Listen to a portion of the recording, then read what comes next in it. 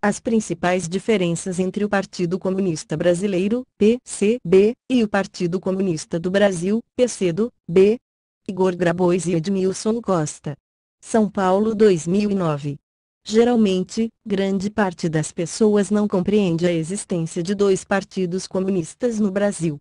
Muitos até confundem as duas organizações como se fossem a mesma coisa. Até mesmo parte dos militantes também acha que a diferença entre PCB e o PCdoB é apenas tática, afinal os dois partidos se reivindicam comunistas. No campo internacional, há também certa confusão sobre a existência de dois partidos comunistas no país, afinal já não existe mais a União Soviética, nem o maoísmo do Livro Vermelho ou o albanismo de Enver Hoxha. Para esclarecer essa aparente confusão, decidimos colocar claramente, tanto para as pessoas pouco familiarizadas com as sutilezas da esquerda, quanto para os militantes em geral, as principais diferenças históricas, políticas, estratégicas, táticas e de concepção partidária entre o PCB e o PCdoB, de forma a reduzir a confusão e deixar claro essas diferenças. Parte I. As condições históricas. Primeiro, é necessário enfatizar o caráter histórico desta questão. O PCB, Partido Comunista Brasileiro, é o partido histórico dos comunistas brasileiros, reconhecido pela Internacional Comunista e pelos partidos comunistas que se alinhavam com a antiga União Soviética. Fundado em 1922, com o nome de Partido Comunista do Brasil e a sigla PCB, no início dos anos 60, em função da possibilidade de legalização e para evitar provocações da direita, que afirmava ser o PCB apenas uma sucursal da Internacional Comunista, o partido trocou o nome de Partido Comunista do Brasil para Partido Comunista Brasileiro, de forma a enfatizar o caráter nacional do partido. Essa foi uma decisão da absoluta maioria do partido visando a sua legalização. 2. A partir de relatório do 20º Congresso do Partido Comunista da União Soviética, PCURS, que denunciava os desvios da legalidade socialista e o culto à personalidade nos tempos de Stalin, ocorreu uma grande discussão no interior partido, na época uma organização com cerca de 50 mil militantes em todo o país. Um pequeno grupo de companheiros, inconformados com o apoio do partido ao relatório Khrushchev e com o documento conhecido como Declaração de Março, de 1958, no qual o partido adequava sua política às novas circunstâncias, resolveu abandonar o PCB e criar outra legenda. 3. Liderados por Maurício Grabois, João Amazonas e Pedro Pomar lançam a Carta do 100, em defesa do partido, assinada por 100 militantes, em 4 estados do país, e iniciam a formação de um outro partido. Vale ressaltar que esses companheiros foram derrotados no 5º Congresso do PCB, realizado em 1960, por amplíssima maioria. No entanto, após a derrota, esses companheiros se apropriaram do nome anterior do PCB, Partido Comunista do Brasil, e colocaram no novo partido a sigla PCdoB, que aparece pela primeira vez na história política brasileira, isso em 1962. 4. Antes do golpe militar, em 1963, os dirigentes do novo PCdoB tentaram o reconhecimento da União Soviética, mas não obtiveram êxito. Da mesma forma, tentaram aproximação com Cuba, tanto que foi exatamente Maurício Grabois, o principal líder dos dissidentes, quem traduziu para o português o clássico Guerra de Guerrilhas, de Ernesto Che Guevara. Mesmo assim, também não conseguiram o apoio dos cubanos. Talvez seja por isso que em 1965 o PCdoB tenha publicado um documento chamado Resposta a Fidel, acusando o líder cubano de aderir ao revisionismo soviético. 2. O golpe militar e o posicionamento dos partidos. 5. Após o golpe militar, esse pequeno grupo dissidente passou a alinhar-se às teses do Partido Comunista Chinês e à forma de luta com a qual os chineses derrotaram as forças conservadoras naquele país. A guerra popular prolongada, na qual o campo deveria cercar as cidades, sob a direção de um exército popular de base camponesa. Foi baseado nestas teses que a direção do PCdoB desenvolveu a estratégia da guerrilha rural para o Brasil, mais conhecida como guerrilha do Araguaia. 6. Esta nova política foi sintetizada, em 1969, no documento Guerra Popular Caminho da Luta Armada no Brasil, no qual afirmava a superioridade de sua estratégia sobre o foquismo então vigente na maioria das organizações que o praticavam na América Latina e previa a guerrilha e a criação de um território livre no interior do Brasil, a partir do qual faria a guerra popular prolongada contra a ditadura militar. Surpreendentemente, recente coletânea publicada com os documentos do PCdoB, de 1960 a 2000, em defesa dos trabalhadores e do povo brasileiro, os editores do PCdoB omitiram este documento, talvez por temerem que seu posicionamento do passado pudesse atrapalhar sua linha política atual. 7. Ainda na primeira metade da década de 60, a direção do PCdoB enviou quadros para realizar treinamento militar na China e se transformou no representante oficial do maoísmo no Brasil. A partir da segunda metade dos anos 60, deslocou os primeiros militantes para a região do Bico do Papagaio, no sul do Pará, uma área de conflitos e luta pela terra, para organizar a futura guerra de guerrilhas na região, colocando em prática sua nova linha política. 8. Vale ressaltar que nesse período o Brasil era um país industrial, o milagre econômico estava começando, a classe operária aumentando exponencialmente, o processo de urbanização acelerando-se com a intensa migração do campo para a cidade e a grande maioria da população vivia nas grandes metrópoles. Enquanto isso, os companheiros do PCdoB tinham uma avaliação do país inteiramente diferente, na verdade um profundo desconhecimento da realidade brasileira. 9. Em sua resolução política de 1967 afirmavam o seguinte: a tática do partido exige que sua atividade se realize fundamentalmente no interior do país. Isso é determinante não só pelo fato de que os homens do campo constituem a força básica da revolução, mas também porque o interior é o cenário mais favorável à luta armada, nele reside o maior potencial revolucionário do país. A quase totalidade da população é pobre e vive em condições dificílimas. Esta sofrida e vasta população do interior é que constitui a mola real da revolução. 10. No mesmo documento o PCdoB procurava diferenciar suas posições da linha política do PCB. A frente única defendida pelo Partido Reformista, se referia ao PCB, é tipicamente reformista. Decorre da concepção de que é possível libertar o país gradualmente pelo caminho pacífico. O Partido Reformista trata de alcançar algumas liberdades democráticas, eleições diretas, etc. Ao contrário, a frente única preconizada pelo PCdoB deriva da concepção de que não se pode livrar o país do imperialismo e da reação sem a derrubada violenta do poder das atuais classes dominantes. 11. Ressalte-se que o Brasil conquistou a democracia pela via pacífica, através da Frente Democrática, com os limites e debilidades próprios da correlação de forças na sociedade brasileira. A guerrilha do Araguaia foi aniquilada e quase todos os seus heróicos integrantes, quase todos jovens estudantes, foram massacrados pelas forças armadas, muitos dos quais assassinados após serem capturados vivos. No entanto, surpreendentemente, o PCdoB não realizou no período qualquer balanço crítico ou autocrítico dessa estratégia de luta. 3. A fusão com a Ação Popular, AP. 12. A partir do final da década de 60 o PCdoB começou as primeiras discussões com um grupo político de origem cristã, Ação Popular, AP, que também na época estava muito influenciado pelas teses de Mao Tse-tung. Essa aproximação posteriormente iria mudar radicalmente o destino do PCdoB, oriundo da esquerda católica, com forte influência no movimento estudantil universitário e secundarista e com trabalho político no movimento camponês. Em função de suas ligações com a Igreja Católica, a Ação Popular também simpatizava com as teses maoístas de guerra popular prolongada. Ao abandonar o cristianismo, a AP encontrou no maoísmo a nova bandeira para preencher seu vazio ideológico e no PCdoB o irmão mais velho que realizava a caminhada segura rumo à luta armada. 13. É importante frisar que a Ação Popular era um agrupamento político muito maior que o PCdoB, com uma base social na cidade e no campo que o PCdoB não possuía. A simpatia pelo maoísmo serviu para aprofundar as discussões, aparar arestas e buscar identidades. Esse processo culminou com a decisão da maioria AP de se incorporar ao PCdoB em 1973.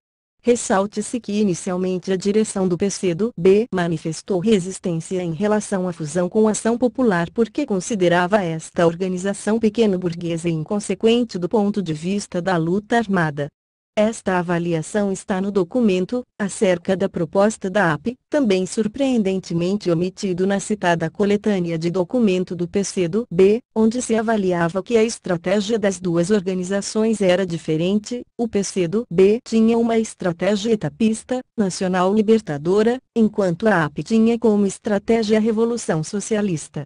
14. Por influência dos chineses, que queriam um partido com maior influência política e numérica para se contrapor aos partidos de linha soviética, a Ação Popular rebaixou a sua estratégia, reconheceu o PCdoB como legítimo partido do proletariado brasileiro e incorporou no PCdoB toda a sua estrutura nacional de organização, indicando ainda seus principais quadros para o Comitê Central do PCdoB, o que prontamente foi aceito. Naquele momento os oriundos da AP equivaliam a 1/3 do Comitê Central do PCdoB. 15. Essa união iria mudar os rumos do PCdoB, especialmente após a derrota da guerrilha do Araguaia. Aliás, a tragédia da guerrilha foi dramática para os quadros históricos do PCdoB. O comandante militar da guerrilha, Maurício Grabois, a principal liderança teórica e política do PCdoB, morreu em combate. Posteriormente, em 1976, foram assassinados outros dois dirigentes históricos, Pedro Pomar e Ângelo Arroio, no episódio que ficou conhecido como o Massacre da Lapa. A derrota no Araguaia, as quedas de 1972, e as mortes na Lapa praticamente dizimaram a direção mais experiente histórica e com tradição comunista do PCdoB. Para se ter uma ideia, entre 1972 e 1976 o PCdoB perdeu seus melhores quadros: Carlos Danieli, Lincoln Oist, Luiz Guilardini, Maurício Grabois, Pedro Pomar, Armando Teixeira Frutuoso, Ângelo Arroio, todos assassinados pela repressão, inclusive os quadros mais jovens do Comitê Central, como José Humberto Bronca e Paulo Rodrigues, morto no Araguaia, e Lincoln Roque, assassinado pela repressão em 1972. 16. Os quadros históricos mais experientes do Comitê Central foram morrendo posteriormente ou se afastando do partido. Em 1978, Jover Teles foi expulso do PCdoB por ser considerado traidor da organização. Diógenes de Arruda Câmara, que esteve exilado em Portugal, morreu naturalmente logo após ter voltado para o Brasil em 1979. Dessa forma, em 1979, a direção histórica do PCdoB já tinha praticamente desaparecido, restando apenas João Amazonas, Elza Moneret, Dinés Aguiar e José Duarte, este último afastado do PCdoB pelo Comitê Central em 1987 por divergências com a organização. 17. A partir daí, os militantes oriundos da Ação Popular passaram a controlar os principais postos de direção no PCdoB, a sua política e sua concepção de partido. Progressivamente, os antigos militantes do PCdoB foram morrendo ou se afastando da organização por divergir dos rumos políticos tomados pelo PCdoB sob nova direção, tanto que hoje resta apenas um dirigente no Comitê Central oriundo do antigo PCdoB de 1962. Em outras palavras, o PCdoB virou a AP e a AP virou o PCdoB. 18. Se mesmo com os quadros históricos ainda vivos, o PCdoB teve uma avaliação equivocada da realidade, com a emergência da Ação Popular à direção do PCdoB, o comportamento dessa organização se tornou errático. Em 1978, o PCdoB reformulou profundamente sua linha política, mas sem sequer uma palavra autocrítica sobre as posições do passado. Em sua conferência de 1978, passou a ter como centro da tática a luta pela redemocratização do país e a construção de uma ampla frente democrática para derrubar o regime militar, mas ainda mantinha resquícios do passado, quando avaliavam no mesmo documento que se estava gestando uma situação revolucionária no país. 19, ou seja, mais de 10 anos depois da linha traçada pelo Partido Comunista Brasileiro, PCB, no Congresso, de 1967, o PCdoB conseguiu chegar a conclusões semelhantes. Mas, para se manter fiel às suas oscilações políticas, a partir de 1978 o PCdoB começou o rompimento com o Partido Comunista Chinês, sem sequer uma linha de autocrítica. Como é de costume, os companheiros procuraram rapidamente apagar da memória os tempos em que considerava o PC chinês a vanguarda do proletariado mundial. Rapidamente, o PCdoB se alinhou ao Partido do Trabalho da Albânia, do líder Enver Hoxha, e passou a considerar a Albânia o farol do socialismo da mesma forma que considerava anteriormente Mao Tse-tung o maior marxista da humanidade. 4. A relação com o Partido Albanês.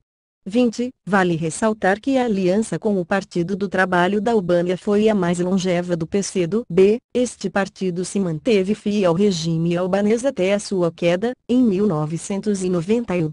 Em 1988, por exemplo, o PCdoB em seu Congresso, ainda afirmava categoricamente, não obstante os esforços da burguesia reacionária, com propósito de negar o socialismo, este vive e floresce na Albânia, que resiste firmemente à pressão imperialista revisionista, sob a direção do camarada Ramiz Alia, que ocupa com destemor o posto deixado pelo saudoso camarada Enver Hoxha. O Partido dos Comunistas Albaneses, o PTA, projeta e realiza à frente do proletariado e do povo a gigantesca obra da edificação socialista, que estimula, pelo exemplo, a luta revolucionária de todos os povos. 21. Um episódio interessante sobre a coerência do PCdoB em relação às suas posições políticas pode ser medido pelo seguinte fato: o Partido do Trabalho da Albânia antes chamava-se Partido Comunista da Albânia, mas por sugestão de Stalin mudou de nome, sob a justificativa de que a maioria dos componentes do partido era de origem camponesa.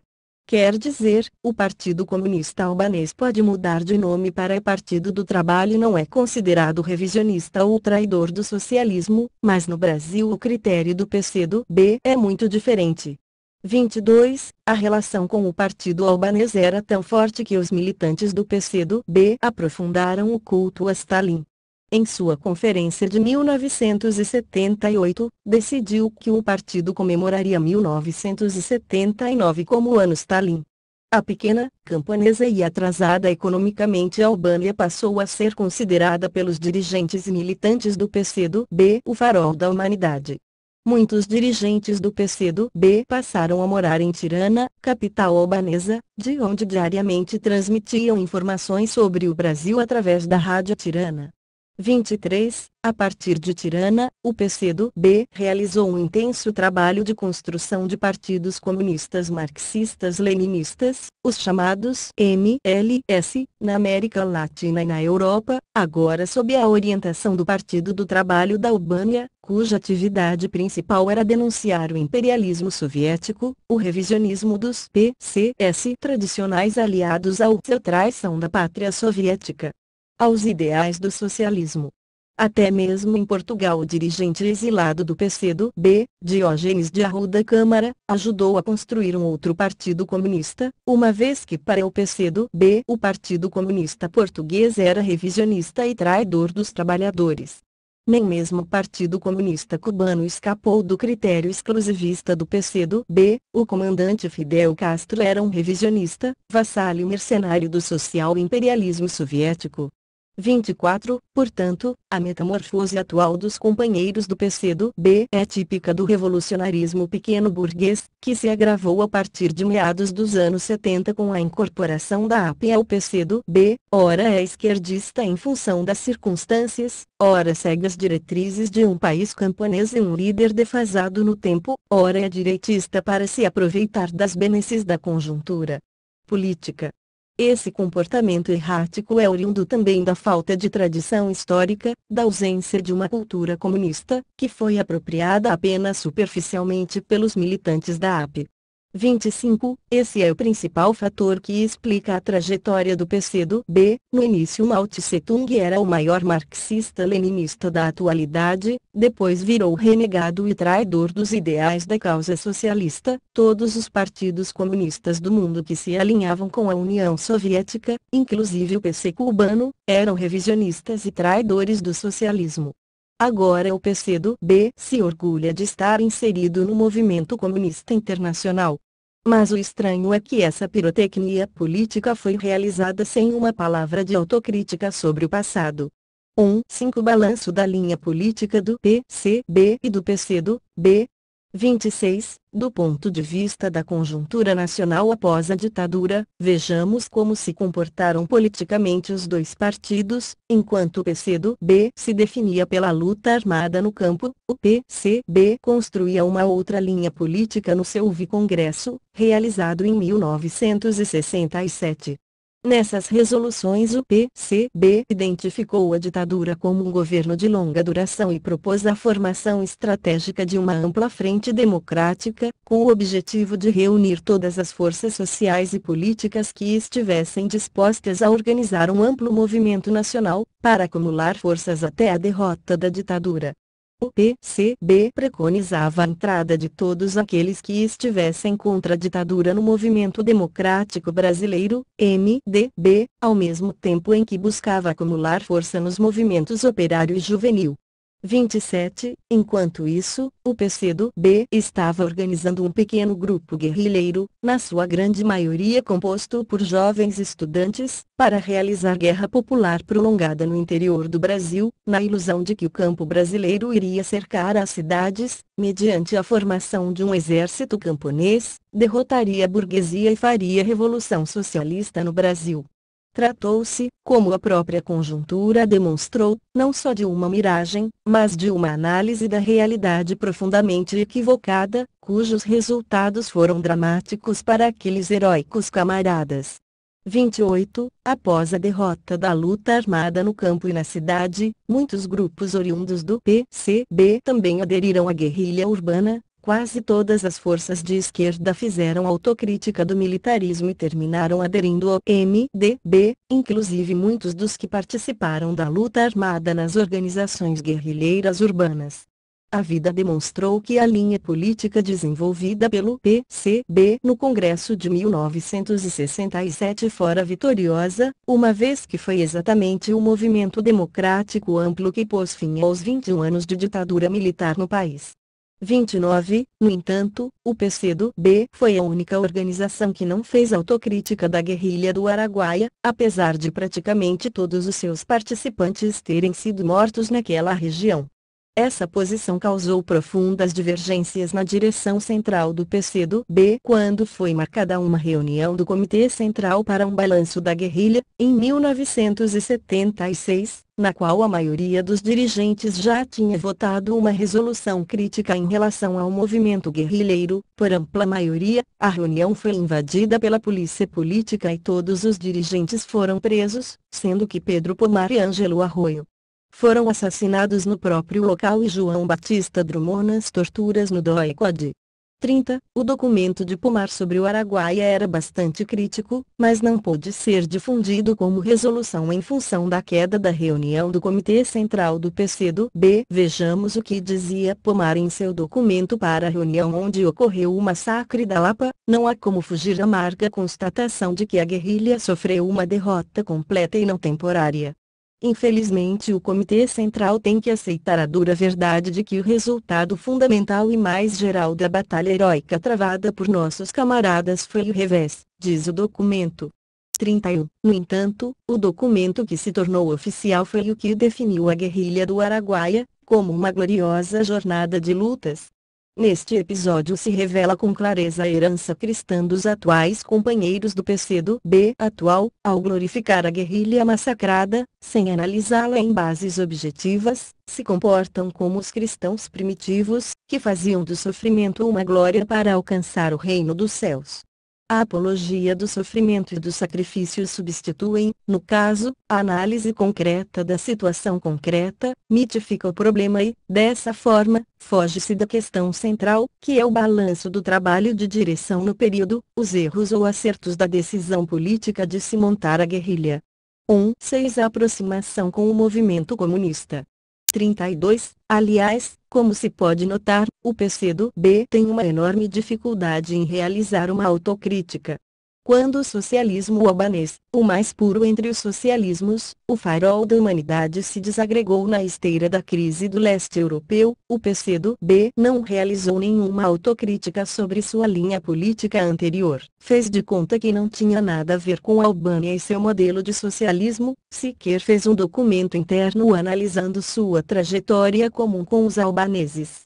33. A partir daí, passou a se aproximar de todos os partidos que há pouco tempo chamava de reformistas e traidores do socialismo. Como não foi golpeado orgânica e financeiramente como os PCS tradicionais, aliados à antiga URSS, porque não tinha nada a ver com a União Soviética ou o movimento comunista internacional e já estava reorganizado a partir de meados da década de 80, puderam participar das iniciativas internacionais dos partidos comunistas nos anos 90 como se fosse um deles. 34. Aproveitando-se das dificuldades políticas e orgânicas do PCB, que sofreu um golpe profundo após a queda da URSS pela saída da maioria dos dirigentes para formar um outro partido, Partido Popular Socialista, PPS, hoje aliado à direita, o PCdoB informava aos camaradas nos encontros internacionais que o PCB praticamente desaparecera, ficando apenas um pequeno grupo remanescente, e que o PCdoB era o representante dos comunistas brasileiros. Só alguns anos depois, com o PCB reorganizado nacionalmente e em condições de reatar seus vínculos com o movimento comunista internacional, é que essa informação foi corrigida. 7. O PCdoB não é o PCB. 35. Aliás, os companheiros do PCdoB têm um costume bastante grave de falsear a história, possivelmente em função de suas próprias origens. Um dos maiores problemas do PCdoB é o fato de não ser o partido histórico dos comunistas brasileiros. Mesmo que em seus documentos eles afirmem na cara dura que o PCdoB foi fundado em 1922, reorganizado em 1962 e estruturado em 1985, esse malabarismo histórico não é levado a sério por ninguém. Nenhum historiador, nenhum militante esclarecido, nem mesmo sua militância, acredita nessa lenda. Muitos militantes que saíram dessa organização e vieram para o PCB nos informaram que esse é um problema psicológico que atormenta cotidianamente o PCdoB e sua direção.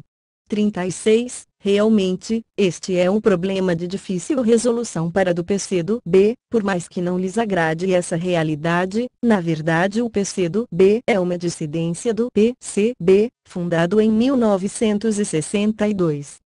Além disso, não podem deixar de constatar a dura verdade, o PCdoB não é o PCB, nem é o partido histórico da classe operária brasileira. Não é o partido de Astrogildo Pereira, de Octávio Brandão, de Minervino de Oliveira, de Luiz Carlos Prestes, de Olga Benário, de Pagu, de Oswald de Andrade, Cândido Portinari, de Cavalcanti, de Gregorio Bezerra, David Capistrano, de Edson Carneiro, de Nelson Werneck Sodré, de Caio Prado, J.R., de Rui Facó, Jorge Amado, Graciliano Ramos, Solano Trindade, de Milton Caires de Brito, de Paulo Cavalcanti, de Elisa Branco, de João Saldanha, de José Maria Crispim, de Osvaldo Pacheco, de Lindolfo Silva, Marius Schemberg, Samuel Pessoa, de Stanislau Ponte Preta, de Vianinha, Dias Gomes, de Paulo da Portela e Paulo Pontes, de Vladimir Herzog, de Manuel Fiel Filho, de Horácio Macedo, de Ana Montenegro, de Niemeyer.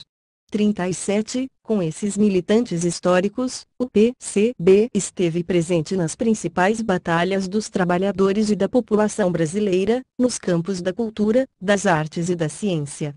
Pode-se dizer mesmo que, em função dessas circunstâncias, o PCB produziu, ao longo do século XX, a maior parte dos heróis do povo brasileiro em todos os campos do conhecimento. 38. Além disso, o PCB não se envergonha de sua história e não precisa omitir documentos com o objetivo de maquiar sua trajetória para parecer diferente. Contamos nossa história por inteiro. Uma história cheia de heroísmo, acertos e também de muitos erros, mas uma história que podemos contar integralmente, sem medo de comprometer nossa posição política em qualquer conjuntura. Por isso, nesses 87 anos de lutas assumimos globalmente nosso passado e dele nos orgulhamos porque faz parte da história de cada um de nossos camaradas. Parte 2. As divergências estratégicas e táticas. 39. Mas as divergências entre o PCB e o PCdoB não se resumem apenas ao campo da história, um problema já resolvido e bem documentado. As divergências maiores estão exatamente nas questões da atualidade, envolvendo a estratégia e a tática da Revolução Brasileira, a concepção orgânica do Partido Revolucionário, um balanço sobre o socialismo real, e a política em relação ao governo Lula. Independentemente dos problemas históricos, se nestas questões houvesse convergências, não teria sentido a existência de dois partidos comunistas no país. O problema é que as divergências nestas questões entre os dois partidos são tão profundas quanto os problemas já resolvidos pela história. 40. No que se refere à estratégia da Revolução Brasileira, as diferenças são grandes. O PCB definiu, em seu Congresso, de 2005, que a estratégia da Revolução Brasileira é socialista, porque o capitalismo brasileiro é maduro, atingiu a fase monopolista e a burguesia está associada e subordinada ao capital estrangeiro e ao imperialismo. Portanto, esta burguesia não pode desempenhar nenhum papel num processo de transformações sociais. Com esta resolução o PCB rompeu com o etapismo e a chamada Revolução Nacional Democrática, na qual seria necessária inicialmente uma revolução democrática burguesa e, no bojo dessa revolução, a classe operária se fortaleceria e passaria a hegemonizar o processo revolucionário.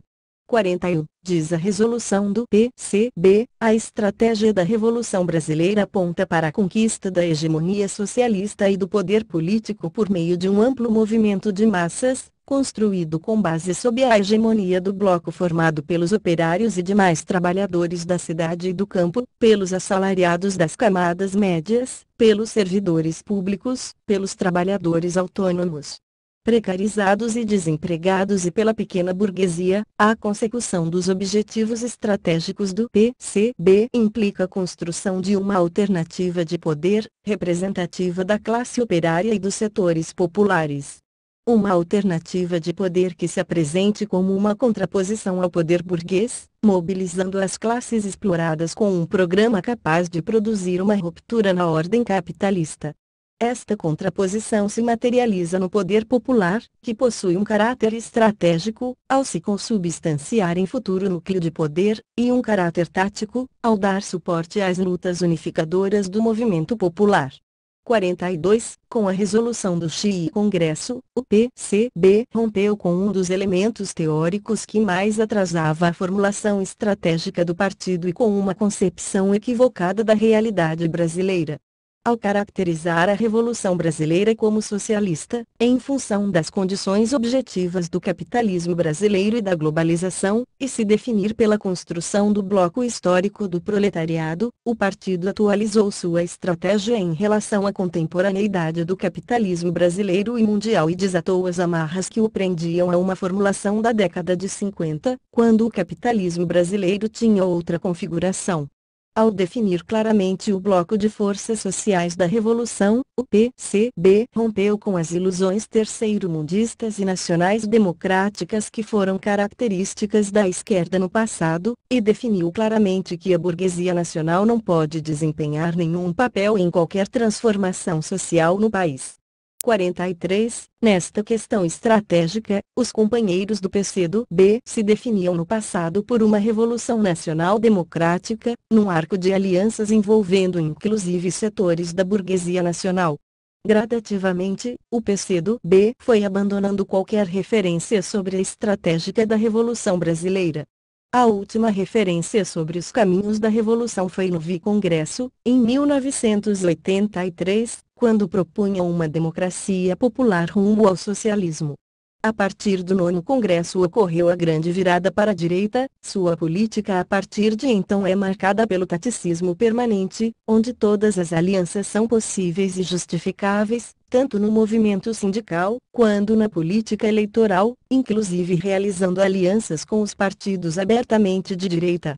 Ou seja, a política de aliança do PCdoB é policlassistas, inclui desde os trabalhadores da até setores da burguesia nacional e do agronegócio. A estratégia nacional democrática do passado agora é substituída pelo discurso nacional desenvolvimentista. 2. As divergências no terreno tático. 44. As diferenças estratégicas parecem diferenças sutis, às vezes mesmo picuinhas entre a esquerda, mas quando essas posições se desdobram para o terreno tático é que se pode ver realmente as divergências. No terreno tático o PCdoB se transformou num partido da ordem, semelhante aos outros partidos, perdeu inteiramente seu caráter de classe, sua ideologia proletária, sua concepção orgânica leninista. Se institucionalizou de tal forma que hoje sua independência política foi erodida. Pratica um pragmatismo político tão escancarado que hoje de comunista o PCdoB parece só ter mesmo o nome. 45. O PCB rompeu com o governo Lula antes dos escândalos de 2005, entregou os cargos que possuía no governo, e se colocou na oposição a este governo. Realiza uma política de alianças eleitorais e nos movimentos sociais com a esquerda e na última eleição presidencial foi parte constitutiva da Frente de Esquerda, cuja candidata era a senadora Heloísa Helena. No segundo mandato, continuou em oposição ao governo Lula, muito embora tenha recomendado o voto crítico em Lula no segundo turno, para evitar uma vitória da extrema-direita. A oposição a este governo ocorre em função do fato de que Lula faz um governo para os banqueiros, para o grande capital e o agronegócio, traindo os trabalhadores e deixando para estes apenas algumas migalhas do festim neoliberal, como o Bolsa Família.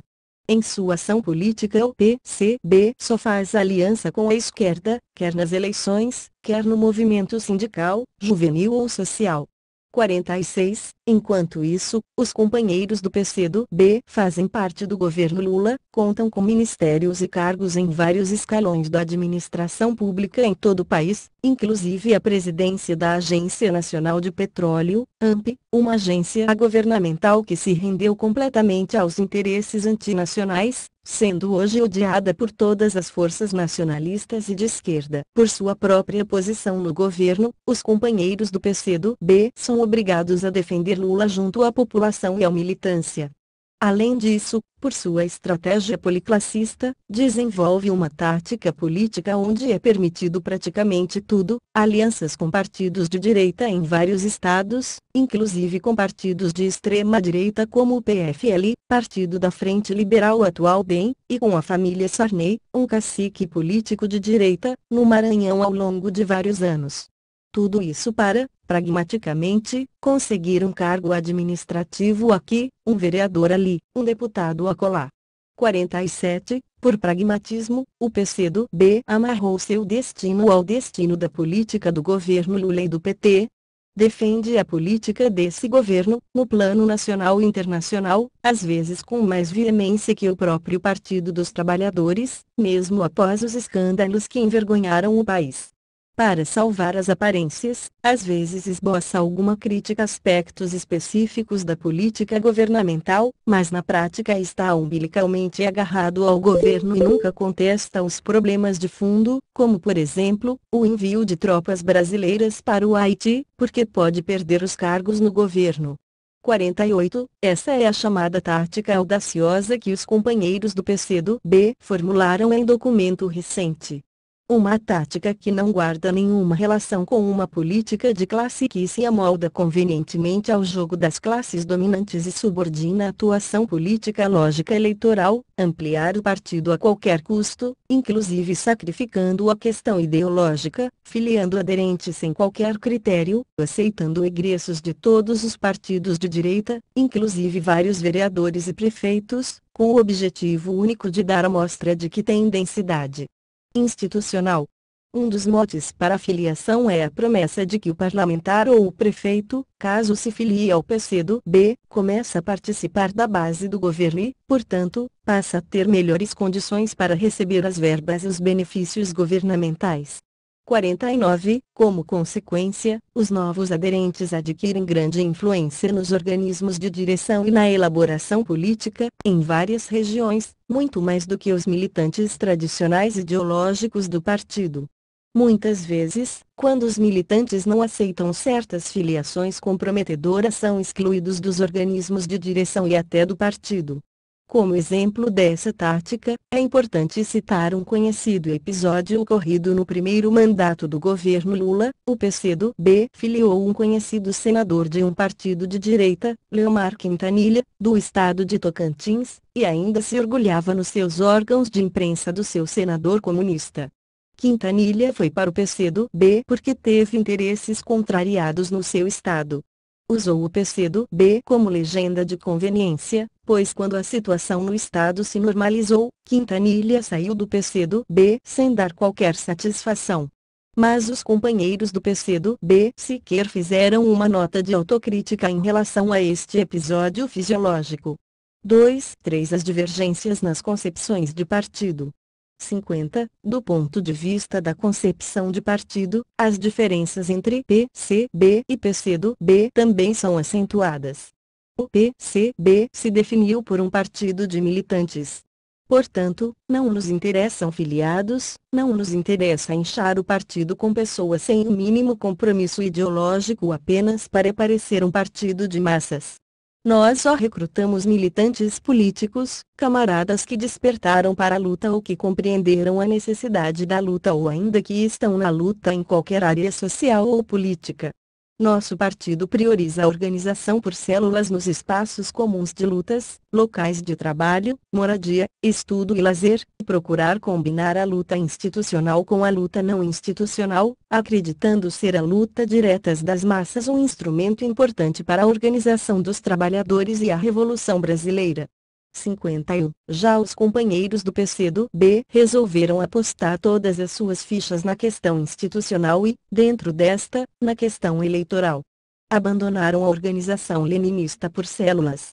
Priorizaram o trabalho parlamentar e o jogo eleitoral, mesmo sendo obrigado a fazer concessões que irão lhe custar um alto preço político no futuro.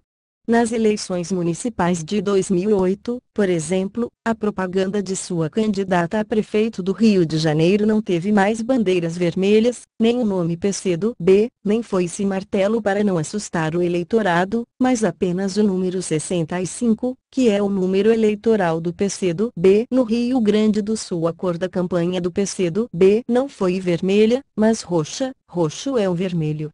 Com azul dentro, justificava a candidata, fato até destacado com sarcasmo pela imprensa. 52. O PCdoB também não possui critérios de alianças no movimento sindical, ora participa em chapas com a Força Sindical, uma organização que está a serviço dos patrões, inclusive foi formada com dinheiro de organizações empresariais, ora com a Central Única Trabalhadores, CUT. Recentemente rompeu com a CUT porque se sentia discriminado naquela central sindical, mas esse rompimento também teve algo de pragmático. Com a reforma sindical recentemente aprovada pelo governo Lula, as centrais sindicais legalizadas têm direito a expressivos fundos financeiros e, por isso, o PCdoB formou a sua central, afinal não iria deixar que esse dinheiro fosse para os cofres da CUT.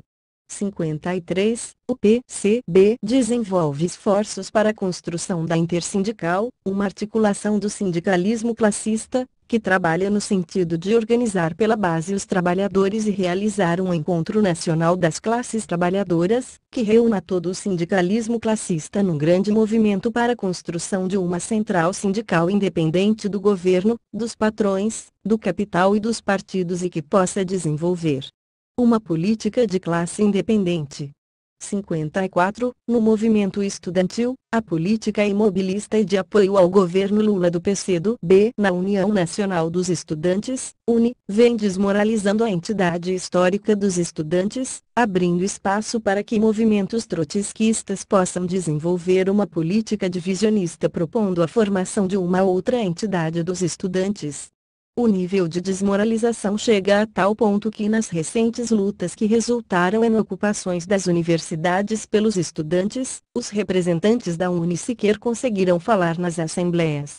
Nos congressos estudantis, o PCdoB, para manter a hegemonia na entidade, faz alianças com a juventude do PSDB, Partido Neoliberal, e do DEM, Juventude de Direita.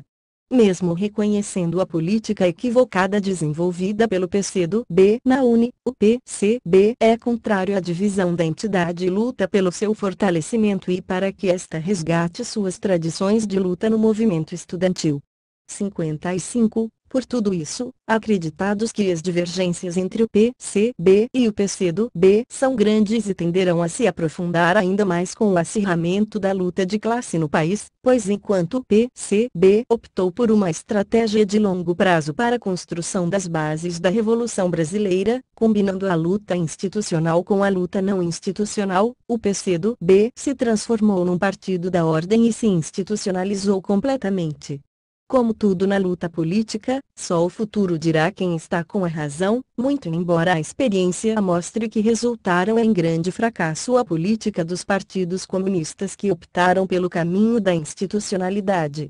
56. É com estas ponderações que costumamos afirmar que o lugar de comunista é no PCB. A vida está provando que é uma ilusão querer construir uma vanguarda revolucionária descasada ideologicamente do marxismo-leninismo e de suas concepções estratégicas, táticas e orgânicas. Na conjuntura de reorganização da esquerda e dos comunistas no país, após a crise que tirou do Partido dos Trabalhadores a condição de agente das transformações sociais, esperamos que todos os militantes que reivindicam o legado da Comuna de Paris, da Revolução Bolchevique de 1917 e da fundação do PCB em 1922 se incorporem às fileiras do PCB, de forma a que possamos construir um partido comunista forte, coeso, disciplinado e disposto a lutar pela conquista do poder político no país e pela construção do socialismo em nossa pátria. Viva o Partido Comunista Brasileiro! Viva o socialismo! Viva o comunismo! Edmilson Costa é doutor em Economia pela Unicamp, com pós-doutorado no Instituto de Filosofia e Ciências Humanas da mesma instituição, autor de vários livros sobre economia e de vários artigos publicados no Brasil e no exterior. É membro do Comitê Central do PCB, da Comissão Política Nacional e secretário de Relações Internacionais do PCB. Igor Grabois é economista, professor universitário, membro do Comitê Central do PCB e da Comissão Política Nacional e responsável pela Secretaria Nacional Sindical do PCB.